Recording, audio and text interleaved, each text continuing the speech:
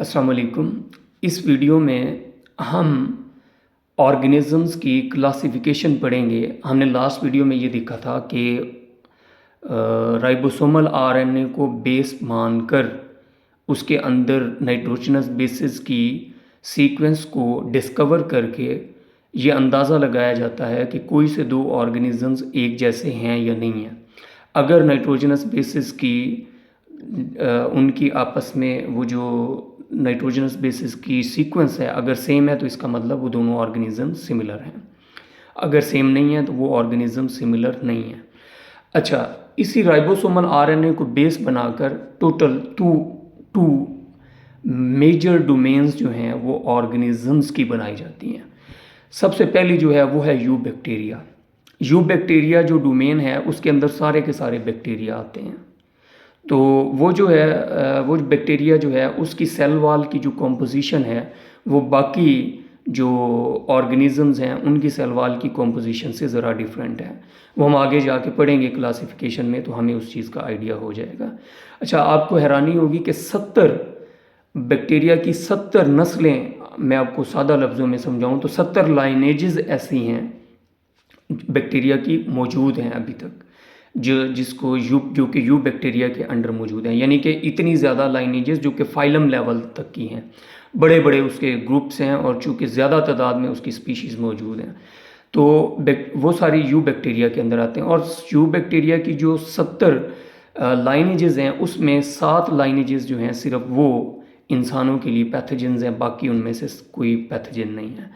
इसके अलावा मैंने बताया कि 2 डोमेन्स हैं राइबोसोमल आरएनए की बेसिस पे, उसको हम 2 डोमेन्स बनाते हैं। एक मैंने यू बैक्टीरिया बताई और जो दूसरी डोमेन है उसको आगे मज़ीद उसको 2 डोमेन्स में क्लासीफाई किया जाता है। उसमें से एक है आर्किया और दूसरी है यू बैक्टीरिया। जो आर्किया है उसके अंदर बैक्टीरिया के अलावा सारे माइक्रोब्स इसी के अंदर आते हैं। ये जो माइक्रोब्स हैं इनको हम एक्सट्रीमियोफाइल भी कहते हैं।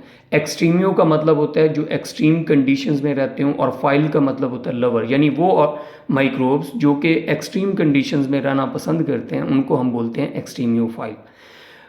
इसमें इम्पॉर्टेंट बात मैं आपको बताऊं कि ये जो माइक्रोब्स हैं ये 121 डिग्री सेंटीग्रेड का टेम्परेचर भी बर्दाश्त कर लेते हैं। उसके अलावा ये दूसरी एक्सट्रीम ये है कि ये ग्लेशियर्स के अंदर भी पाए जाते हैं। और तीसरी एक्सट्रीम ये है कि आप इनको डीप इन द ओशंस भी आपको ये मिलेंगे। डीप इन द ओशंस अगर आप जाएं तो वहाँ पे जो एटमॉस्फेरिक प्रेशर है वो बढ़ता जाता है। तो ये 600 से 1000 के एटमॉस्फेरिक प्रेशर के ऊपर ये मौजूद होते हैं, तो इसलिए हम इनको बोलते हैं एक्सट्रीमियोफाइल्स। अच्छा, फिर एक बैक्टीरिया भी तो बैक्टीरिया को इन माइक्रोब्स के अंदर क्यों नहीं शामिल किया गया? क्योंकि बैक्टीरिया की जो सेल वॉल है उसकी कॉम्पोजिशन और है, इनकी सेल वॉल की कॉम्पोजिशन और है। फिर एक और बात, इन माइक्रोब्स को और बैक्टीरिया को एक ही डोमेन में क्यों नहीं रखा गया? एक और चीज़ है कि अगर हम बैक्टीरिया यानी कि यू बैक्टीरिया जो डोमेन है उसका हम न्यूक्लियर मटेरियल देखें और आर्किया का न्यूक्लियर मटेरियल देखें तो इन दोनों मटेरियल्स में बहुत ज़्यादा फ़र्क है। यानी कि डीएनए की मैं बात कर रहा हूँ या आरएनए की बात कर रहा हूँ, जैसे राइबोसोमल आरएनए की बात कर रहा था। तो अगर हम आर्किया और जो दूसरी मैंने आपको बताई डोमेन, आर्किया के साथ एक और डोमेन, जो मेन डोमेन 2 डोमेन्स में तकसीम हुई थी, एक था आर्किया और दूसरा था यूकेरिया। यूकेरिया और आर्किया की जो राइबोसोमल आरएनए की जो कॉम्पोजिशन है, जो उसकी नाइट्रोजनस बेसिस की सीक्वेंस है, वो एक दूसरे से यू बैक्टीरिया की निस्बत ज़्यादा मिलती है। इसलिए इन दोनों को एक ही ग्रुप में रख के इनकी डिफरेंट डोमेन्स बनाई गई हैं। अब देखते हैं हम यूकेरिया के बारे में पढ़ते हैं। यूकेरिया के अंदर जितने भी ऑर्गेनिजम्स आते हैं, पहले तो मैं ये बताऊं यूकेरिया के अंदर आते कौन से ऑर्गेनिज्म हैं। उसमें प्रोटिस्ट के 6 ग्रुप मौजूद हैं। प्रोटिस्ट के 6 ग्रुप मौजूद हैं यूकेरिया के अंदर। एक बात होगी प्रोटिस्ट के हवाले से। दूसरा, उसमें एनिमल किंगडम यूकेरिया के अंदर आता है। किंगडम प्लांटी यूकेरिया के अंदर आता है। किंगडम फंजाई यूकेरिया के अंदर आता है। एक और फंजाई की एक टाइप है, वो फंजाई नहीं है, फंजाई की तरह के ऑर्गेनिजम्स हैं, वो भी इसी के अंदर शामिल हैं यूकेरिया के अंदर। अब देखते हैं यूकेरिया को आर्किया और यू बैक्टीरिया के साथ क्यों नहीं एक ही डोमेन में रखा गया। अब याद रखें वो जो दोनों मैंने पहले टाइप्स बताई थी वो सिंगल सेल के ऊपर मुश्तमिल हैं, इधर भी सिंगल सेल के, इधर जो है यहाँ पे सेल्स की कंपार्टमेंटलाइजेशन है। कंपार्टमेंटलाइजेशन जो होती है वो, इसका मतलब ये होता है कि सेल के अंदर डिफरेंट कंपार्टमेंट्स मौजूद हैं और हर कंपार्टमेंट स्पेशलाइज्ड है अपने फंक्शन में। मेरा कहने का मतलब ये है। अब ज़रा आएँ एक और चीज़ आपको बताऊँ, वहाँ से आपको कंपार्टमेंटलाइजेशन और स्पेशलाइजेशन क्लियर हो जाएगी। आप देखें, मैं ये बात वाइट बोर्ड पे भी समझाऊंगा, लेकिन उससे पहले मैं आपको समझाता हूँ, एक और वीडियो में समझाऊंगा। ये फॉर एग्जांपल समझ लें, ये हमारा न्यूक्लियर मेम्ब्रेन है, ठीक है। न्यूक्लियर मेम्ब्रेन के इस साइड पे सारा न्यूक्लियस है, न्यूक्लियर मेम्ब्रेन के इस साइड पे सारा का सारा सेल मौजूद है, साइटोप्लाज्म मौजूद है। अब देखें ये जो न्यूक्लियर मेम्ब्रेन है इसके साइड पे इधर न्यूक्लियस अगर मौजूद है, इस न्यूक्लियस के अंदर डीएनए से मैसेंजर आरएनए बनता है और वो जो मैसेंजर आरएनए है इस न्यूक्लियर मेम्ब्रेन को क्रॉस करता है और इस साइटोप्लाज्म में आकर वहाँ पर उससे प्रोटीन बनाई जाती है। यानी कि ये जो एक बैरियर है दरमियान में, ये न्यूक्लियर मेम्ब्रेन एक कंपार्टमेंट के तौर पर काम कर रही है। कैसे? कंपार्टमेंट के न्यूक्लियर मेम्ब्रेन के इस साइड पे न्यूक्लियस के अंदर ट्रांसक्रिप्शन हो रही है, यानी कि डीएनए से मैसेंजर आरएनए बन रहा है, और इस न्यूक्लियर मेम्ब्रेन के दूसरी साइड पे यहाँ पे ट्रांसलेशन हो रही है, यानी कि उस मैसेंजर आरएनए से प्रोटीन बन रही है। तो ये कंपार्टमेंटलाइजेशन होगी ना, यानी कि इधर सिर्फ मैसेंजर आरएनए बनेगा, इधर सिर्फ प्रोटीन बनेगी। तो इसलिए इस चीज़ को हम बोलते हैं स्पेशलाइजेशन, कि ये वाला कंपार्टमेंट स्पेशलाइज्ड है मैसेंजर आरएनए बनाने में। ये राइबोसोम्स के अंदर, यानी कि साइटोप्लाज्म के अंदर जो राइबोसोम्स पड़े होंगे उनका काम है प्रोटीन बनाना। ये है कंपार्टमेंटलाइजेशन या स्पेशलाइजेशन।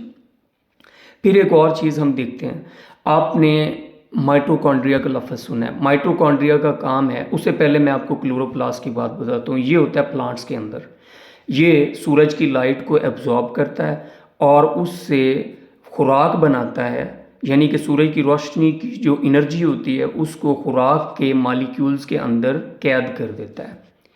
अब वो वाली जो एनर्जी होती है, ये सूरज की रोशनी को, यानी कि ये जो एनर्जी की ट्रांसफॉर्मेशन है इसको क्लोरोप्लास्ट कंट्रोल कर रहा है। सेल के अंदर मौजूद है ये कंपार्टमेंट क्लोरोप्लास्ट। इसी तरह हमारे एनिमल्स के सेल में भी, ये मैं वो बता रहा हूँ, माइटोकॉन्ड्रिया की बात कर रहा हूँ। हमारे सेल्स में माइटोकॉन्ड्रिया, जो हम फॉर एग्जांपल जो प्लांट्स खुराक बनाते हैं वो हम खाते हैं। हम जो खुराक खाते हैं वो खुराक जब टूटती है तो वो ग्लूकोज, छोटे छोटे ग्लूकोज के मालिक्यूल्स बनते हैं। अब वो जो ग्लूकोज है उसकी ब्रेक डाउन होती है, उसकी तोड़ फोड़ से एनर्जी पैदा होती है एटीपी की शक्ल में, वो जो हम अपने कामों में इस्तेमाल करते हैं। तो अब देखें, खुराक बनाने में क्लोरोप्लास्ट इस्तेमाल हो रही है। क्लोरोप्लास्ट प्लांट के अंदर होती है, एनिमल्स के अंदर नहीं होती। अच्छा, वहाँ पे क्लोरोप्लास्ट खुराक बनाने में इस्तेमाल हो रही है, ये अलग से कंपार्टमेंट है, स्पेशलाइजेशन है। अच्छा, ये फिर माइटोकॉन्ड्रिया जो है उसी बनी हुई खुराक के अंदर जो मालिक्यूल्स की एनर्जी थी उसको तोड़ने के लिए, एटीपी बनाने के लिए वो चीज़ इस्तेमाल हो रही है, तो वो एक अलग से कंपार्टमेंट है और स्पेशलाइजेशन है। तो इस तरह की स्पेशलाइजेशन हमें पूरे सेल के अंदर नज़र आती है। सेल के डिफरेंट पार्ट्स जो हैं वो डिफरेंट फंक्शंस में मतलब वो उसमें इन्वॉल्व है। इस चीज़ को हम बोलते हैं स्पेशलाइजेशन या कंपार्टमेंटलाइजेशन। ये चीज़ ज़्यादा यूकेरिया के अंदर डेवलप्ड है, ये आर्की के अंदर और यूबैक्टीरिया के अंदर डेवलप नहीं है। एक और चीज़, जो यूकेरिया है उनके अंदर डिवीजन ऑफ लेबर है। सेल के मुख्तलिफ हिस्से मुख्तलिफ काम सर अंजाम देते हैं। अकेला सेल की देख लें, एक सेल की मैं बात कर रहा हूँ, एनिमल सेल की बात कर लेते हैं। न्यूक्लियस के अंदर मैसेंजर आरएनए बन रहा है, राइबोसोम्स के अंदर प्रोटीन बन रही है, इसी तरह माइटोकॉन्ड्रिया के अंदर एनर्जी पैदा हो रही है, और इसी तरह से गोल्जी अपरेटस जो है एक टनल है, समझ लें एक रोड है जिसके ज़रिए से मुख्तलिफ़ चीज़ें बॉडी के डिफरेंट हिस्सों में पहुंचाई जाती हैं, एक ट्रांसपोर्ट सिस्टम समझ लें। इसी तरह से लाइजोसोम्स जो हैं वो बाहर से अगर कोई फॉरेन केमिकल आ रहा है, फूड पार्टिकल आ रहा है, उसको ख़त्म करने में, उसको ब्रेक डाउन में वो हिस्सा ले रहे हैं। ये है डिवीजन ऑफ लेबर। एक सेल है उसके अंदर मुख्तलिफ पार्ट्स मुख्तलिफ काम कर रहे हैं। दिस इज़ कॉल्ड कंपार्टमेंटलाइजेशन और स्पेशलाइजेशन और डिवीजन ऑफ लेबर। ये सिर्फ सेल्स के अंदर नहीं है, ये एक सेल से दूसरे सेल के दरमियान भी वो यहाँ पे डिवीजन ऑफ लेबर मौजूद है। मसलन आप देखें, मेरी आंखों के सेल्स हैं, आपकी आंखों के सेल्स हैं जिसके ज़रिए आप मुझे देख रहे हैं। ये सेल्स दिखने का काम करते हैं, ये इनका अलग से काम है। आपके जिगर के सेल्स का काम अलग से है, दिल के जो सेल्स हैं उनका काम अलग से है, मैदे के काम सेल्स का काम अलग है। इसी तरह से आपके गुर्दे के काम सेल्स का काम अलग है। तो ये सेल्स के दरमियान भी डिवीजन ऑफ लेबर है, मुख्तलिफ सेल्स मुख्तलिफ काम कर रहे हैं। और सेल के अंदर डिफरेंट पार्ट्स हैं, वो भी हर पार्ट दूसरे पार्ट से डिफरेंट काम कर रहा है। इसको हम बोलते हैं डिवीजन ऑफ लेबर। अब जहाँ पर डिवीजन ऑफ लेबर होगी वहाँ पर सिमिलर सेल्स जो होंगे वो इकट्ठे होकर काम करेंगे और वो टिश्यूज़ बनाएंगे। इसी तरह से टिश्यूज़ मिलकर ऑर्गन बनाएंगे, ऑर्गन मिलकर ऑर्गन सिस्टम बनाएंगे। तो ये सारी चीज़ें आपको यूकेरिया के अंदर नज़र आएंगी। These are not present in eubacteria और आर्की जो हमने पढ़ा। तो ये तीन जो डोमेन्स हमें नज़र आ रही हैं, ये सारी की सारी राइबोसोमल आरएनए की जो नाइट्रोजनस बेसिस हैं उनकी सीक्वेंस को देख के बनाई जा रही हैं। उम्मीद है आपको ये लेक्चर इन्फॉर्मेटिव लगा होगा। इंशाल्लाह हम नेक्स्ट वीडियो में नेक्स्ट टॉपिक पे बात करेंगे। Thank you.